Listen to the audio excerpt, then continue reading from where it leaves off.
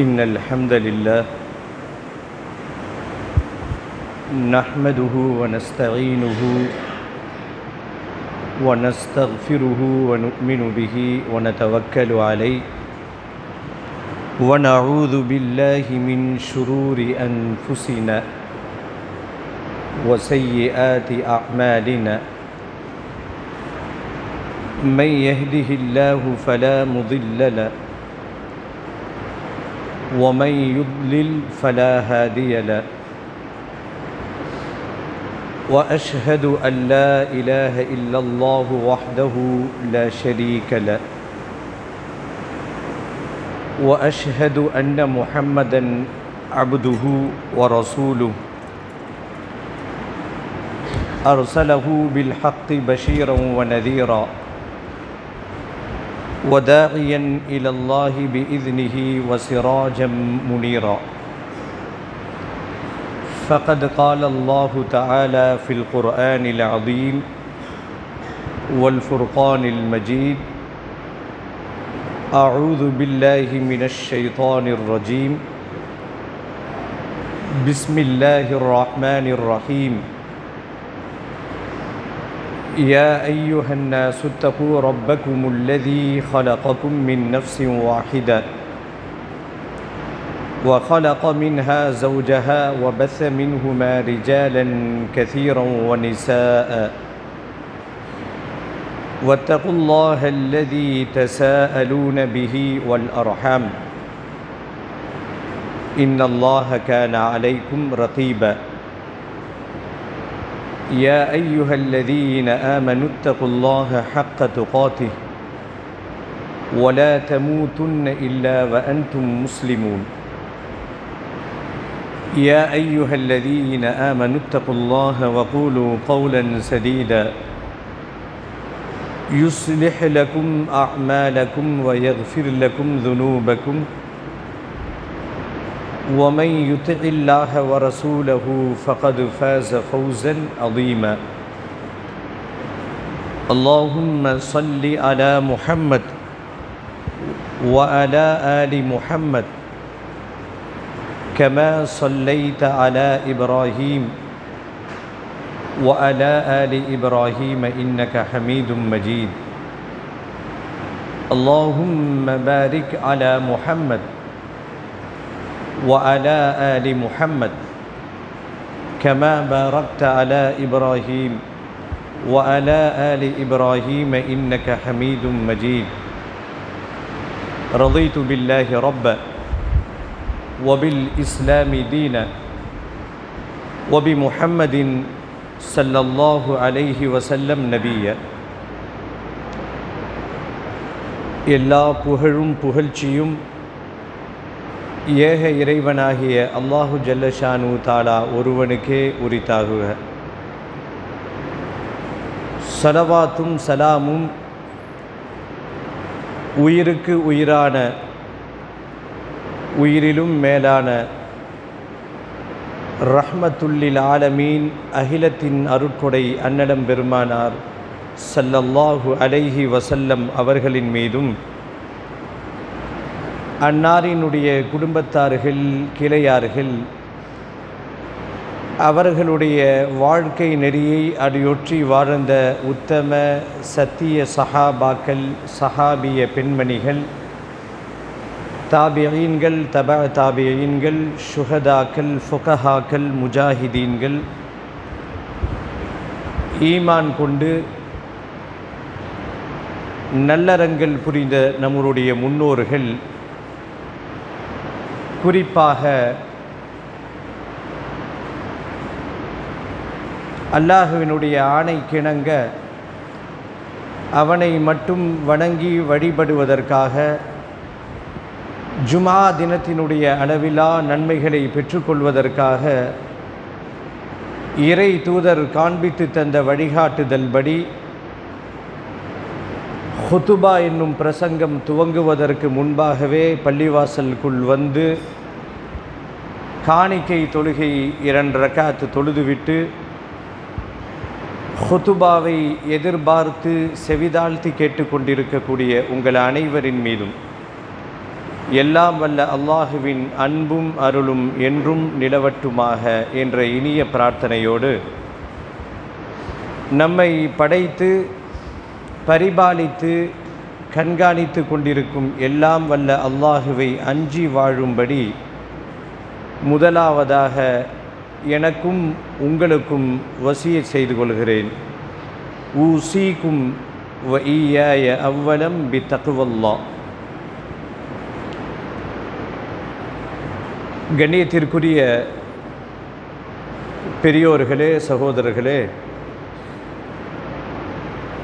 2024ஆம் ஆண்டு முடிவடைந்து 2025ஆம் ஆண்டு தொடங்கி சில நாட்களும் கடந்திருக்கிறது. இஸ்லாத்தை பொறுத்த வரைக்கும் நல்ல காலம் கெட்ட காலம், நல்ல நேரம் கெட்ட நேரம் போன்றவைகளுக்கு இஸ்லாத்திலே அறவே இடம் இல்லை என்பதை நாம் அனைவரும் அறிந்து வைத்திருக்கிறோம். அதே போல அறிவை மழுங்கடிக்க செய்யக்கூடிய புத்தாண்டு கொண்டாட்டங்கள், பிறந்த நாள் கொண்டாட்டங்கள் இவைகளுக்கு மார்க்கத்திலே அறவே இடம் இல்லை என்பதையும் நாம் நன்கு புரிந்து வைத்திருக்கிறோம். இருந்தாலும் காலத்தினுடைய இந்த மாற்றங்கள் சில பாடங்களை நமக்கு கற்றுத்தருகிறது. ஒரு இறை நம்பிக்கையாளனை பொறுத்த வரைக்கும் தன்னை சுற்றி நடக்குகின்ற நிகழ்வுகளை வைத்து அவன் பாடங்களை கற்றுக்கொள்வான். காலத்தினுடைய இந்த சுழற்சி மனிதர்களுக்கு பல்வேறு பாடங்களை கற்றுத்தருகிறது. அல் குர்ஆனிலே அல்லாஹ் கூறுவான், இன்ன ஃபீ ஹல்கிஸ் ஸமாவாதி வல் அர்ள், வானங்கள் பூமியை படைத்திருக்கின்ற விஷயத்திலும், வக்திலாஃபில் லைலி வன்னஹார், இரவும் பகலும் மாறி மாறி வருகின்ற விஷயத்திலும், ல ஆயாத்தில்லி உலில் அல்பாபு, அறிவுடையோருக்கு பாடங்கள் இருக்கிறது என்று குர்ஆன் பதிவு செய்கிறது. புதிய ஆண்டை பற்றி எந்த கவலையும் நமக்கு இல்லை. 2025ஐ போல 35 வரலாம், 50 வரலாம், அல்லது 100 வரலாம். அதை பற்றி எல்லாம் நமக்கு கவலை இல்லை. நாம் இந்த காலத்தினுடைய வேகத்தை கணிக்கின்ற பொழுது இந்த காலங்கள் நமக்கு ஒரு சிறந்த ஆசானாக இருந்து சில பாடங்களை நமக்கு கற்றுத்தருகிறது. அந்த நோக்கம்தான் நமக்கு தேவை. காலம் நமக்கு கற்றுத்தருகின்ற முதல் பாடம், எல்லாம் சில காலம் என்பதை காலம் முதல் பாடமாக நமக்கு கற்றுத்தருகிறது. இந்த உலகத்திலே மனிதன் எதையெல்லாம் பார்க்கிறானோ அந்த காட்சிகள் சில காலம், ஆனால் அனுபவிக்கின்ற சுகபோகங்கள் சில காலம். எதை அவன் இந்த உலகத்திலே அனுபவிக்கிறானோ எல்லாம் சில காலம் என்ற பாடத்தை காலம் முதலாவதாக நமக்கு கற்றுத்தருகிறது. நாம் ஆசையோடு ரசனையோடு கட்டி குடிபுகுந்த வீட்டில் இருப்பதோ சில காலம், நம்மை அருமை மகனே என்று அழைத்த தந்தை இருந்ததோ சில காலம், நாம் நம் பிள்ளைகளை அழைக்கின்ற இந்த பாசமோ சில காலம். எதுவும் நிரந்தரம் இல்லை. மொத்தத்தில் இந்த வாழ்க்கை சில காலம் என்பதை காலத்தினுடைய சுழற்சி முதல் பாடமாக நமக்கு கற்றுத்தருகிறது. இதில் என்ன ஆச்சரியம் என்று சொன்னால், இந்த சில காலம் என்பதை மனிதர்கள் மறந்து போய் ஒரு கற்பனை கோட்டையிலே, ஒரு கற்பனையிலே மிதந்து வாழ்ந்து கொண்டிருக்கிறார்கள். இந்த உலக வாழ்க்கையை ஒரு மனிதனை படைத்து அல்லாஹ் இந்த உலகத்திற்கு அனுப்புகின்ற பொழுது ஒரு பேக்கேஜோடு அனுப்புகிறான். நமக்கெல்லாம் இந்த பேக்கேஜ் வார்த்தை நல்ல புரிந்த வார்த்தை தான். ஒரு பேக்கேஜ், டூர் பேக்கேஜ் என்று சொல்லப்படுவதைப் போல இந்த மனிதனை படைத்து குழந்தையாக தாயினுடைய கருவிலே கருவாக உருவாகி குழந்தையாக வருகின்ற பொழுது சில பேக்கேஜுகளோடு மனிதர்களாகிய நாம் இந்த உலகத்திலே வருகிறோம். அது என்ன பேக்கேஜ்? இந்த மனிதன், அதாவது இந்த குழந்தை எவ்வளவு நாட்கள் இந்த உலகத்திலே வாழும், எவ்வளவு காலம் வாழும். லி அஜலி மஹதூத் என்று அரபியிலே சொல்லப்படுவதைப் போல ஒரு குறிப்பிட்ட தவணை காலத்தோடு இந்த உலகத்திலே நாம் வாழ்ந்து கொண்டிருக்கிறோம். இந்த மனுஷன் எவ்வளவு காலம் வாழ்வான், அவனுடைய வாழ்வாதாரம் என்ன, அவன் எதை பெறுவான், அவன் எதை இழப்பான், அத்தனை பேக்கேஜுகளோடும் இந்த உலகத்திலே மனிதர்கள் அனுப்பப்பட்டிருக்கிறார்கள். அல்லாஹ் செய்திருக்கின்ற ஒரு பெரிய கிஃப்ட், ரப்பு செய்திருக்கின்ற ஒரு பெரிய அருட்கொடை என்னன்னா, வந்த தேதியையும் நேரத்தையும் அறிந்து கொண்ட மனிதன் எப்பொழுது செல்வான் என்பதை மட்டும் அல்லாஹ் மறைத்து வைத்திருக்கிறான். நாம் ஒரு பேக்கேஜ், ஒரு குறிப்பிட்ட காலத்தோடு இந்த உலகத்திலே வாழப்போகிறோம் என்பது உறுதி. பல நூற்றாண்டுகள் முன்னோர் காலத்திலே வாழ்ந்தவர்கள் இருந்திருக்கிறார்கள். அப்படி இருந்தாலும் கூட எல்லோருக்கும் ஒரு கால அவகாசத்தோடு அல்லாஹ் இந்த உலகத்திலே அனுப்பி வைத்திருக்கிறான். அல்லாஹ் செய்திருக்கின்ற ஒரு பெரிய கிஃப்ட் என்னன்னா, அருட்கொடை என்னன்னா, வந்த தேதியை அறிந்த நாம், வந்த நேரத்தை அறிந்த நாம். ஒரு குழந்தை பெற்றோரிடத்திலே கேட்டு பாருங்கள், உன் பிள்ளை எப்பொழுது பிறந்தான் என்று. மிக துல்லியமாக சொல்லுவார்கள். ஆங்கில வருஷத்திலிருந்து, அரபி வருஷத்திலிருந்து, நேரத்திலிருந்து, நொடியிலிருந்து சொல்லுவார்கள். இதை அறிந்த மனிதன் அவனது எப்பொழுது செல்ல போகிறான், இந்த உலகத்திலிருந்து விடை கொடுத்து அவனுடைய இறுதி பயணம் எப்பொழுது நிகழும் என்பதை அல்லாஹ் மறைத்து வைத்தது இந்த மனித சமூகத்திற்கு அல்லாஹ் வழங்கிய ஒரு கிஃப்ட். ஒரு குறிப்பிட்ட காலத்தோடு வாழ்கிறோம். இந்த காலம் நமக்கு சொல்லித் தருகின்ற பாடம் என்ன? ஒரு புத்தாண்டு வந்துவிட்டால், ஒரு புதிய ஆண்டு வந்துவிட்டால் ஹாப்பி நியூ இயர் என்று கொண்டாடுபவர்கள், அவர்கள் முஸ்லிம்களாக இருக்கலாம், சகோதர சமயத்தவர்களாக இருக்கலாம். சற்று யோசித்து பார்க்கின்ற பொழுது இந்த காலத்தினுடைய சுழற்சி நமக்கு கற்றுத்தருகின்ற முதல் பாடம், மனிதா, உன்னுடைய வாழ்நாளிலே ஒரு நாள் குறைந்து கொண்டிருக்கிறது.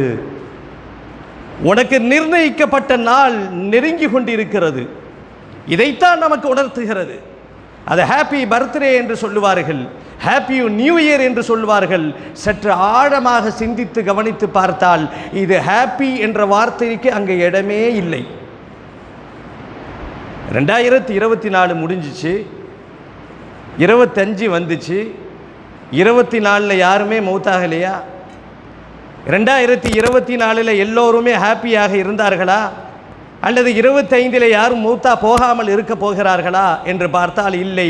காலத்தினுடைய சுழற்சி, காலத்தினுடைய வேகம், காலத்தினுடைய இந்த வேகமான ஓட்டம் நமக்கு கற்றுத்தருகின்ற முதல் பாடம், நேரம் செல்ல செல்ல நாட்காட்டியிலே ஒரு தாளை நீ கிழிக்கிறாயே, இன்றைக்கு இன்ன தேதி என்று நீ கடத்துகிறாயே, அது கிழிக்கப்படுவது நாட்காட்டினுடைய தாள் அல்ல, உன்னுடைய ஆயுளில் ஒரு நாள் என்பதை மறந்து விடாதே.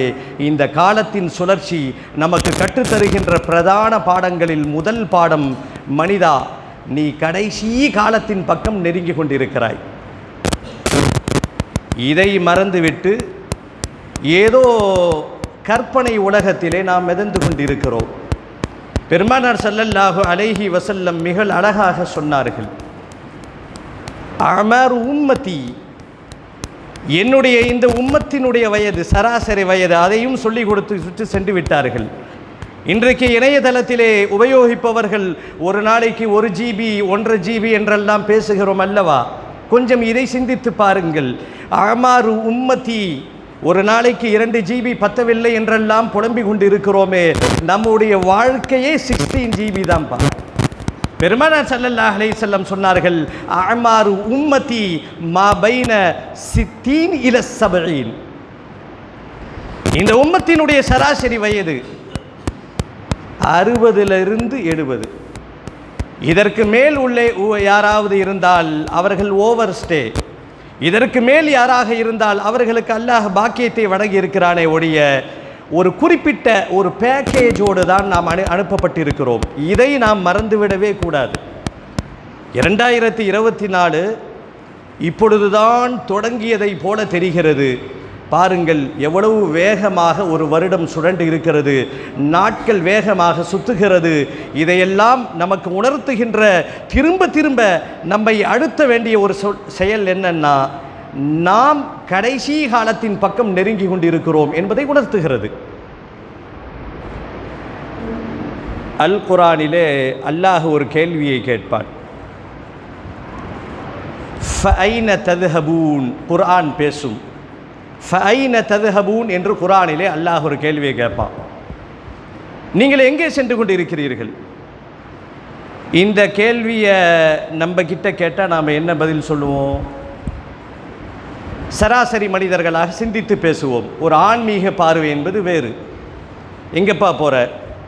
கல்லூரியிலே படிக்கக்கூடிய மாணவனாக இருந்தால், பள்ளிக்கூடத்திலே படிக்கக்கூடிய மாணவனாக இருந்தால் பள்ளிக்கூடத்திற்கு போகிற, வேலைக்கு போகிறவனாக இருந்தால் வேலைக்கு போகிற, அயல் நாட்டிற்கு உழைக்க செல்பவர்களாக இருந்தால் அவர்கள் எதன் பக்கம் செல்கிறார்களோ அதன் சொல்லுவார்கள். ஆனால் உண்மை என்ன தெரியுமா? நாம் எல்லோரும் எதை நோக்கி பயணிக்கிறோம் என்று சொன்னால் நம்முடைய இறுதி கட்டத்தை நோக்கி பயணிக்கிறோம். அதுதான் உண்மை. நாம் எல்லோரும் நம்முடைய இறுதி கட்டத்தை நோக்கி பயணித்துக் கொண்டிருக்கிறோம். வெறும் காலம் காலம் என்று பேசுகிறோமே, இந்த காலம் நம்மை பல விஷயங்களிலே நம்மை பக்குவப்படுத்த வேண்டும். ஹசன் பஸரி ரஹிமஹுல்லாஹு அவர்கள் மிக அழகாக ஒரு உதாரணம் சொல்லுவார்கள். காலம்னா என்னங்க? காலம்னா என்ன? ஹசன் பஸரி ரஹிமஹுல்லா சொல்லுவார்கள், காலம் என்று சொன்னால் மனிதனுடைய ஆயுள் தான் காலம். இப்பொழுது இந்த நேரம் இருக்கிறதே, ஒரு 12:50 வெள்ளிக்கிழமை இந்த தேதி, இதை அல்லாஹ் நமக்கு பாக்கியமாக கொடுத்திருக்கிறான். அதுதான் காலம். நம் கதை முடிந்து விட்டால், நாம் இறுதி பயணத்தை நோக்கி பயணித்து ஆரம்பித்து விட்டால் நாம் செல்லா காசாக மாறிவிடுவோம். இதை உணர்ந்தவர்கள் மறுமையை நோக்கி பயணிப்பதற்கு தங்களை தயார் செய்து கொள்வார்கள். இதை உணராதவர்கள் எத்தனை நற்போதனைகள் கேட்டாலும் அவர்கள் அலட்சியப்படுத்தி சென்று விடுவார்கள். இந்த காலம் மனிதன்தான் காலமாக இருக்கிறான். இவனுடைய ஆயுள் நாள் தான் காலம். நமக்கெல்லாம் தெரிந்திருக்கும். இந்த மௌத்தை பற்றி தமிழில் நிறைய வார்த்தைகளை மௌத்தை பற்றி சொல்லுவாங்க. மௌத் ஆகிவிட்டார் என்று சொன்னால் மரணமாகிவிட்டார் என்று சொல்லுவார்கள். இயற்கை எய்தினார் என்று சொல்லுவார்கள். இப்படி நிறைய சொல் வழக்கு தமிழிலே உண்டு. அதில் ஒரு வார்த்தை, ஒரு பக்குவமான ஒரு சரியான வார்த்தை என்று சொன்னால் காலமானார் என்று சொல்லுவார்கள். அதுதான் உண்மை. இறந்து போனவர்கள் காலமாக மாறிவிட்டார்கள். எல்லா மனிதர்களும் காலத்திலே கரைந்து கொண்டிருக்கிறார்கள். 2025 அல்ல, 2100 வரட்டும், 3000 வரட்டும், கியாமத் நாள் வரட்டும், அதுவரைக்கும் வரக்கூடியவர்கள் வந்து கொண்டே இருப்பார்கள், செல்பவர்கள் சென்று கொண்டே இருப்பார்கள். இந்த உண்மையை நாம் கசப்பாக இருந்தாலும் ஏற்றுக்கொண்டு தான் ஆகணும். கொஞ்சம் கசப்பாக இருக்கும், கேட்பதற்கு கொஞ்சம் பயமாக கூட இருக்கலாம். இப்படின்னு திடீர்னு இப்படி ஒரு செய்தியை சொல்லிட்டீங்களே, இது உண்மைதானே? பிறந்தவர்கள் இறக்கத்தானே வேண்டும், பிறந்தவர்கள் இறந்து போகத்தானே வேண்டும், பிறப்புரிமை பெற்றவர்கள் இறப்புரிமை பெற்றுத்தானே ஆக வேண்டும். யாராவது தப்பிக்க முடியுமா? அப்படி இந்த காலம் வேகமாக ஓட ஓட, நேரங்கள் அதை வேகமாக கடிய நமக்கு வருகின்ற முதல் சிந்தனை என்ன வரணும்னா, நான் என்னுடைய கடைசி கட்டத்தின் பக்கம் போய் கொண்டிருக்கிறேன். அல்லாஹ் நமக்கெல்லாம் நீண்ட ஆயுளை கொடுக்கட்டும், இளம் வாலிபர்கள் திருமணம் முடிக்கட்டும், கல்யாணம் குழந்தைகளை பெற்றுக்கொள்ளட்டும், அல்லாஹ் கொடுத்த பாக்கியத்தை அவர்கள் அனுபவிக்கலாம். எங்கே பிரச்சனை அப்படின்னா, முழுக்க முழுக்க முழுக்க உள்ளத்தில் மறு உலகை சிந்தனையே இல்லாமல் சில சகோதரர்கள் வாழ்கிறார்கள். அவர்கள் எச்சரிக்கையாக இருக்கணும். இதுதான் நிரந்தரம், இது நிரந்தரம். நான் கட்டிய வீடு, கொஞ்சம் யோசித்து பாருங்கள். சில ஊர்களில் நாம் போய் பார்ப்போம், சில முஸ்லீம் ஊர்களில், நீங்கள் இந்த ஊரில் கூட நம்ம ஊர்லேயும் பார்க்கலாம். அந்த வீடு எப்பொழுது கட்டினார்கள் என்று டேட் அப்படியே பதிச்சு வைத்திருப்பார்கள். 1700, 1800 இப்படியெல்லாம் கட்டப்பட்ட வீடுகள் இன்னும் இருக்கிறது. இதெல்லாம் நம்ம பார்த்து என்ன பேசுது அப்படின்னா, இதை கட்டியவர்கள் இங்கே இல்லை, நான் நிற்கிறேன், அந்த வீடு பேசுகிறது. இதை கட்டியவர்கள், இதனுடைய குடும்பத்தார்கள், இதிலே வாழ்ந்தவர்கள், இதனுடைய சந்ததியர்கள் இந்த வீட்டில் இல்லை, நான் நிற்கிறேன். காலத்திலே மனிதர்கள் கரைந்து போய் கொண்டிருக்கிறார்கள் என்பதை மறந்துவிடவே கூடாது. பெருமானார் ஸல்லல்லாஹு அலைஹி வஸல்லம் அவர்கள் இந்த நேரத்தில் ஒரு முக்கியமான ஒரு புரிதல் நமக்கு தேவைப்படுகிறது. காலம் வேகமாக ஓடுகிறது, நீங்கள் சொல்வது புரிகிறது, நாங்கள் ஏற்றுக்கொள்கிறோம். இப்போ நாம் என்ன செய்யணும்? எதை பற்றியும் கவலைப்பட வேண்டிய அவசியம் இல்லை. நாம் அடுத்த கட்டத்தை நோக்கி பயணிக்கிறோம், அவ்வளோதான். என்றைக்காவது ஒரு நாள் நம்மளுடைய கிளைமேக்ஸ் வரப்போகுது, இறுதி கட்டத்தை நாம் அடைய போகிறோம். அது 60 வருமா, 70 வருமா, 100 வருமா, 40 வருமா, 20 வருமா, யாருக்குமே தெரியாது. இதுதான் யதார்த்தமான வாழ்க்கை. அப்போ நாம் என்ன செய்யணும்? இஸ்லாம் எப்படி வழிகாட்டுகிறது என்று பார்த்தால், உன்னுடைய உள்ளத்தினுடைய ஒரு பகுதியிலே இது நிரந்தரம் அல்ல என்ற புரிதலோடு மறு உலகத்திற்கான தயாரிப்புக்கான வாழ்க்கையை இந்த உலகத்திலே வாழ்ந்துவிடு. இவ்வளவுதான். உழைக்கலாம், மனைவி மக்களோடு மகிழ்ச்சியாக வாழலாம், நல்ல வீடு கட்டி சந்தோஷமாக இருக்கலாம். ஆனால் நம்முடைய ஆழ் மனதிலே ஒரு ரீங்காரம் ஒலித்து கொண்டே இருக்க வேண்டும். இது நிரந்தரம் அல்ல, இது நிலையானதல்ல, இது தற்காலிகமானது தான். நான் அனுபவிக்கின்ற இந்த வாகனம் என்னோடு கடைசி வரைக்கும் இருப்பதில்லை. நான் பார்த்து கட்டி ரசித்து கட்டிய இந்த வீடு ஒரு நாள் நான் இந்த வீட்டை விட்டு பிரிந்து செல்வேன். பார்க்கிறோமா இல்லையா? ஆசையாக பார்த்து வீட்டில் கட்டியிருப்பார். ஜனாசா அந்த வீட்டிலிருந்து வெளியே எடுத்து செல்லப்படும். அவர் பார்த்து ரசித்து பல ஆண்டுகள் ஓட்டிய வாகனம் வெளியே நிற்கும்.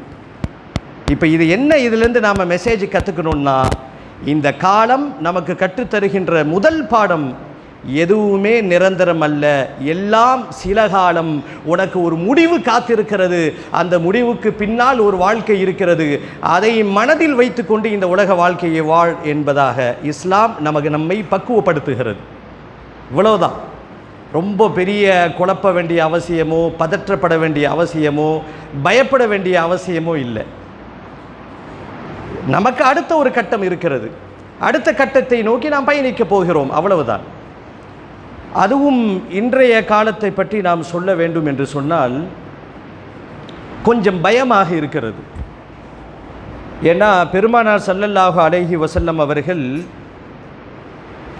இந்த உலக அழிவு நாள் வருவதற்கு முன்பாக நிறைய அறிகுறிகள் நமக்கு சொல்லி தந்திருக்கிறார்கள்.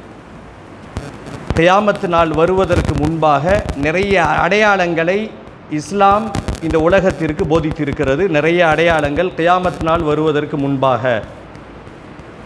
அதில் நாம் பெருமையாக பேசிக்கிறோம், 2025க்கு வந்துட்டோம், இப்படி வந்துட்டோம், அப்படி வந்துட்டோம் என்றெல்லாம் பெருமையாக பேசுகிறோம். இந்த அடையாளங்களை ஒப்பிட்டு பார்க்கின்ற பொழுது நமக்கு ஒரு விதமான அச்சம் ஏற்படுகிறது. பெருமானார் ஸல்லல்லாஹு அலைஹி வஸல்லம் சொன்னார்கள், கியாமத்து நாள் நெருங்க அவர்கள் சொன்ன அடையாளங்களிலே முக்கியமான ஒரு அடையாளம் வக்தரபஸ் ஜமான், காலங்கள் சுருங்கிவிடும் என்று சொன்னார்கள். காலத்தினுடைய வேகம் மிக வேகமாக இருக்கும் என்று பெருமானார் அவர்கள் அடையாளப்படுத்தி இருக்கிறார்கள். கொஞ்சம் யோசித்து பார்த்தால் நாம் வாழுகின்ற இந்த காலமாக இருக்குமோ என்று அச்சம் ஏற்படுகிறது. கொஞ்சம் கடந்த வாரத்தை யோசித்து பாருங்க. இப்பொழுது தான் இதே மாதிரி ஜும்மாவுக்கு வந்த மாதிரி ஒரு ஃபீலிங் ஏற்பட்டிருக்கும். அடுத்த ஜும்மா வந்துருச்சு, அந்த அவசியம் கூட இல்லை. யார் யாருக்கு என்னென்ன வயசோ அந்த வயசை கொஞ்சம் அப்படியே பின்னோக்கி சென்று பாருங்கள். உங்களுக்கு 50 வயசா, உங்களுடைய குழந்தை பருவத்திலிருந்து கொஞ்சம் யோசித்து பாருங்கள். எனக்கு 50 வயசு ஆயிருச்சா? 2000 பிறப்பதற்கு முன்பாக இந்த உலகம் முழுக்க ஒரு விதமான புரளியை கிளப்பினார்கள். கொஞ்சம் 30 வயசு உள்ளவங்களுக்கு தெரியும். 2000 பிறப்பதற்கு முன்பாக இந்த உலகம் முழுக்க ஒரு விதமான புரளி கிளப்பப்பட்டது. எல்லோரும் பயந்தார்கள், இஸ்லாமியர்கள் பயப்படவில்லை. என்ன புரளியை கிளப்பினாங்க? 2000க்கு பிறகு உலகம் இருக்காது, உலகம் அழிந்துவிடும், வேர்ல்டு எனஃப் அப்படின்னு மாதிரி ஒரு புரளியை கிளப்பினார்கள். இஸ்லாமியர்கள் பயப்படலை. இப்பொழுதுதான் 2000 வந்ததை போல தெரியுது. அதுக்குள்ளே 25 வருடம் ஓடிவிட்டது. இப்பொழுதுதான் 2024 வந்ததை போல தெரியுது. 2025 அதற்குள்ளே வேகமாக வந்துருச்சு. இதை எதை காட்டுகிறது என்று சொன்னால், காலத்தினுடைய இந்த வேகமான ஓட்டத்தை கியாமத்தினுடைய அடையாளம் என்று பெருமானார் சொல்லிவிட்டு மிக தெளிவுபடுத்தி சொல்லுகிறார்கள். எந்த அளவுக்கு சொல்கிறாங்கன்னா, ஒத்தகூன சனத்து, ஒரு வருஷம் இருக்குல்ல, ஒரு வருஷம், இந்த ஒரு வருடம் மாதங்களை போல மாறிவிடும் என்று சொல்லுவார்கள். ஒரு வருஷம் மாதத்தை போல. இப்போ பாருங்கள், போன ரமலான் இப்போ தான் நாம் ரமலானை வரவேற்ற மாதிரி தெரிஞ்சு, இன்றைக்கு அடுத்த ரமலான் ரஜபுக்குள் நுழைந்து விட்டோம். ஒரு வருடம் மாதத்தை போல கழியும் அந்த காலத்திலே நாம் இருந்து கொண்டு இருக்கிறோம். ஒரு மாதம் வாரத்தை போல கழியும் அந்த நாளில் நாம் இருந்து கொண்டு இருக்கிறோம். ஒரு வாரம் ஒரு நாளை போல கழியும் அந்த நாட்களிலே நாம் இருந்து கொண்டு இருக்கிறோம். இதையெல்லாம் கேட்டுவிட்டு கடந்து செல்வதற்கு அல்ல சகோதரர்களே, கொஞ்சம் யோசித்து பார்க்க வேண்டும். நம்முடன் வாழ்ந்தவர்கள், இதே இந்த காலத்தில் நம்மோடு பயணித்தவர்கள் இன்றைக்கு எங்கே சென்றார்கள்? நம்மோடு கை கொடுத்தவர்கள், நமக்கு அருகாமையில் இருந்து பேசியவர்கள், நம்முடைய சஃப்புகளில் இன்றி தோளோடு தோள் நின்று உரசி தொழுதவர்கள் இன்றைக்கு எங்கே சென்றார்கள்? அவர்கள் வேறு உலகத்திலே வாழ்கிறார்கள். இதே நிலை எனக்கும் வரும் என்ற இந்த பாடத்தை காலம் நமக்கு கற்றுத்தருகிறது என்பதை மறந்துவிடக்கூடாது. எல்லாம் வல்ல அல்லாஹ் நம் அனைவருக்கும் இந்த காலத்தினுடைய அருமையை புரிந்து கொண்டு நமக்கு எஞ்சி இருக்கின்ற இந்த வாழ்நாளை இறை அச்சத்தோடு இறை உணர்வோடு நமக்கு வழங்கப்பட்டிருக்கின்ற எஞ்சி இருக்கின்ற ஆயுள் நாளை கழிப்பதற்கு அல்லாஹ் தௌஃபீக் செய்வானாக. யா அய்யுஹல்லதீன ஆமனு தகுல்லாஹ ஹக்க துகாதி வலா தமூதுன்ன இல்லா வஅன்தும் முஸ்லிமூன்.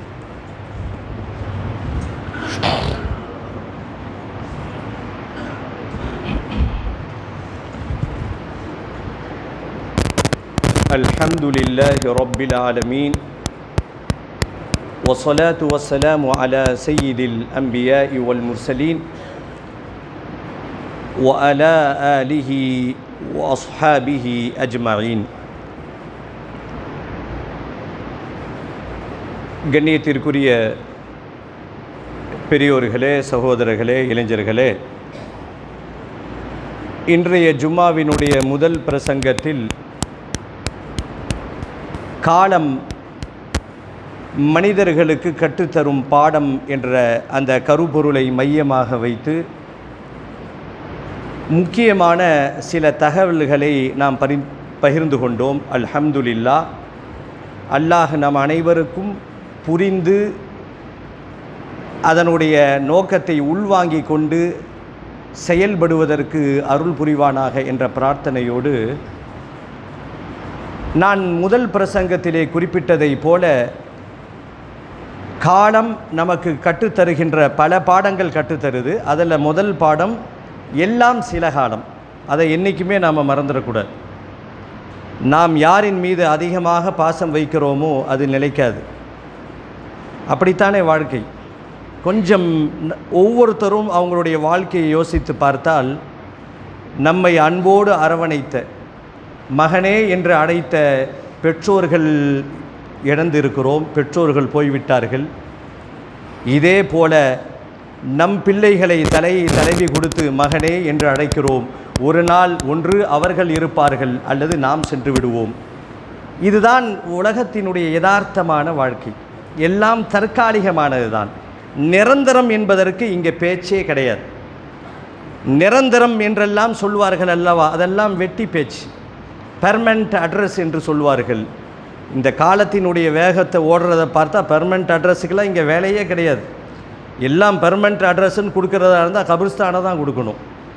ஏன்னா நல்லா யோசிச்சு பாருங்கள், ஒரு 60 வருஷம்லாம் எப்படி போகுதுன்னே தெரியல. அப்படிப்பட்ட ஒரு சூழலில் நாம் எப்படி வாழ வேண்டும் என்பதை இஸ்லாம் அழகாக நமக்கு கற்றுத்தருகிறது. நான் ஆரம்பத்திலே முதல் பிரசங்கத்திலே குறிப்பிட்டதைப் போல இந்த நேரத்தில் இந்த செய்தியை உள்வாங்கியவர்கள் சிலர்களுக்கு ஒரு விதமான கலக்கம் ஏற்படலாம். நான் ஏதோ ஒரு கற்பனையில் வாழ்ந்துட்டு இருந்தேன், சொந்த வீடு இப்போ தான் கட்டிகிட்டு இருக்கிறேன், எனக்கு என்னென்ன தேவைகள்லாம் இருக்குது, இப்படிப்பட்ட ஒரு மெசேஜ் எனக்கு வந்து சேருதே அப்படின்னு நீங்கள் வருத்தப்படலாம். வருத்தப்பட்டாலும் இதுதான் உண்மை சகோதரர்களே. ஒரே விஷயத்தை நாம் விளங்கிக்கணும். நாம் இந்த உலகத்திலே ஒரு பேக்கேஜோடு அனுப்பப்பட்டு இருக்கிறோம். இவ்வளோதான், இதுதான் லைஃப், ஒரு பேக்கேஜ். இந்த பேக்கேஜில் என்னென்ன இருக்கும், இவன் எவ்வளோ நாள் வாழ்வான் பேக்கேஜில் இருக்கும். டேட் ஆஃப் பர்த் நமக்கு தெரிஞ்சிருக்கிற மாதிரி டேட் ஆஃப் டெத்து அல்லாஹ்வுக்கு மட்டும்தான் தெரியும், வேறு யாருக்கும் தெரியாது. இது இந்த பேக்கேஜில் இருக்கும். இவருக்கு என்னென்ன ரிஸ்க்குகள்லாம் வரும், என்னென்ன அனுபவிப்பான் என்பதெல்லாம் இந்த பேக்கேஜில் இருக்கும். அப்போது எல்லாம் தற்காலிகமானது தான். அப்போது நிரந்தரமானது என்ன? அடுத்து ஒரு வாழ்க்கையை நம்பி இந்த உலகத்திலே வாழக்கூடியவர்கள் மூமின்கள். அப்போ நாம் எப்படி இந்த உலக வாழ்க்கையை அமைத்து கொள்ள வேண்டும்? அல்லாஹ் நமக்கு நீண்ட ஆயுளை கொடுக்கணும், தவறு இல்லை. அல்லாஹ் கிட்ட துவா செய்வோம், சுகபோகமாக வாழ்வோம், எந்த பிரச்சனையும் இல்லை. ஆனால் நம்முடைய உள்ளத்தில் இறையச்சம் இருந்து கொண்டே இருக்க வேண்டும்.